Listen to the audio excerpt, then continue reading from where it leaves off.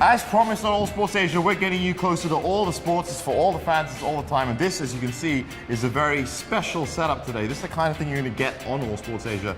I'm not holding this racket for no reason. This is Andrew Cross. He is our national juniors squash coach. Yep. And he is going to, over the next few weeks, teach me, just as he could teach you, how to play squash.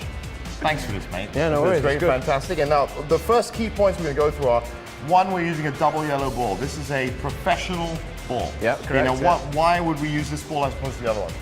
I mean, look, this is the best place to start. If you're going to start playing squash, we might as well start at the professional level. So there's no point in starting. That's tough learning. Yeah. Tough love there. Okay. I mean, they do use bigger balls, but then you don't quite get the right feel for it. There's also shorter rackets, and then you have to extend back to a big one. So we might as well just start at the basics. Other equipment, of course, this is the racket of choice. When I first picked up a squash racket many years ago, it never looked like this. This is lightweight materials and has good. I mean, what are the benefits of having a racket like this? Well, I mean, the wooden ones were very old-fashioned. You know, there wasn't much you could do with the ball.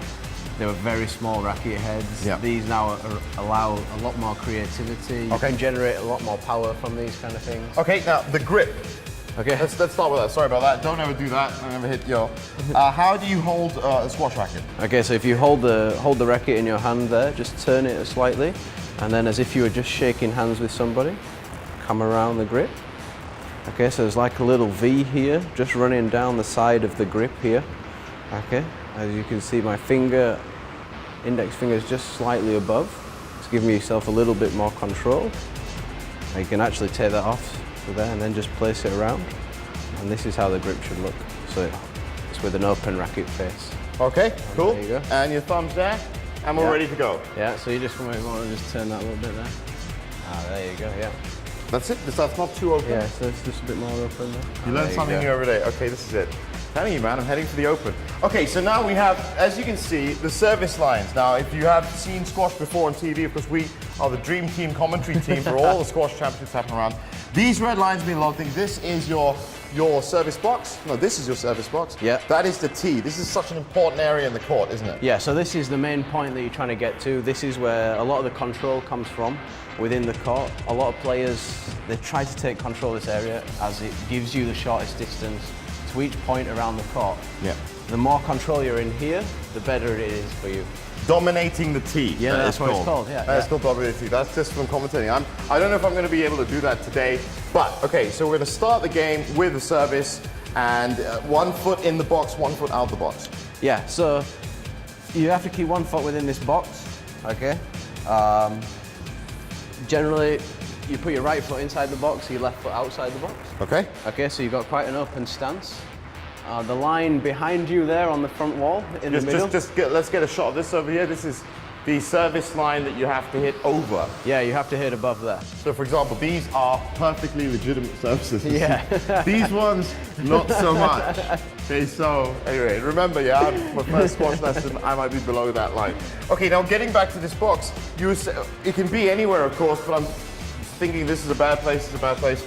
Yeah. Where's the optimal place to stand to then get the best kind of...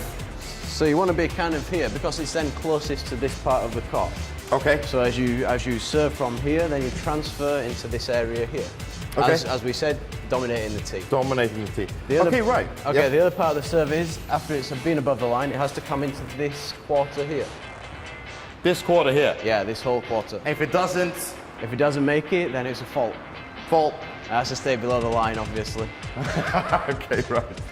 You see a lot of squash gets played around here. Okay, cool. Fantastic for that. Now, what we're going to do is we're going to have, over the next few weeks, of course, I'm going to be learning all the various shots and strokes and everything. I'm not promising I'm going to be, next year's Malaysian Open, but the reason for it is that you guys can see what squash is all about and then get down to the National Squash Centre or all the other squash courts around the country and start picking up the game. Because someone like him, he's the one that creates champions, and we want to see more people following Dr. Nicol David. And by the way, just tell you that, We just ran into her just now. Just now. That's the kind of thing that happens when you turn up at a squash court, Melissa. You might just turn into. Yeah, she could have given you a proper lesson. We're actually working on that. She did actually say it anyway.